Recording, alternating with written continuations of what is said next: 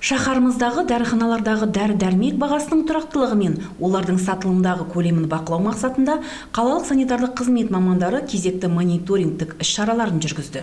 Бүгінгі күні дәрі-дәрмекке деген сұраныстың жоғары болуына байланысты дәріханалардың көпшілігінде дәрі-дәрмекті жан басына тарату шектелген. Мәселен, парацетамол сынды сұранысқа ие дәрілер бір адамға 2-ден 3-ке дейін ғана беріледі.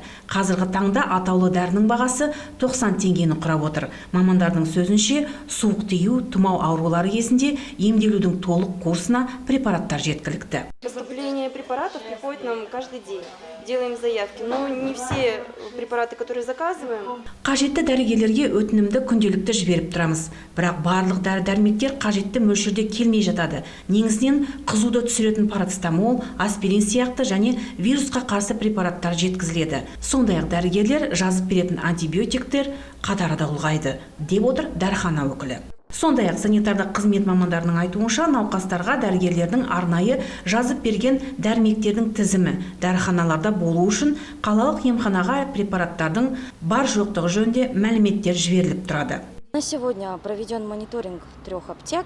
Бүгінгі күні 3 дәріханаға мониторинг жүргізілді.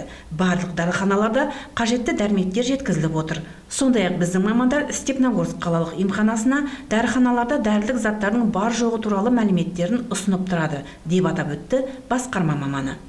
Айта өтейік, елімізде 6000-нан астам препаратқа көтерме және бөлшек сауда үшін шекті баға белгіленген. Оны кез келген азамат дәрі.kz мобильді қосымшасы арқылы анықтай алады.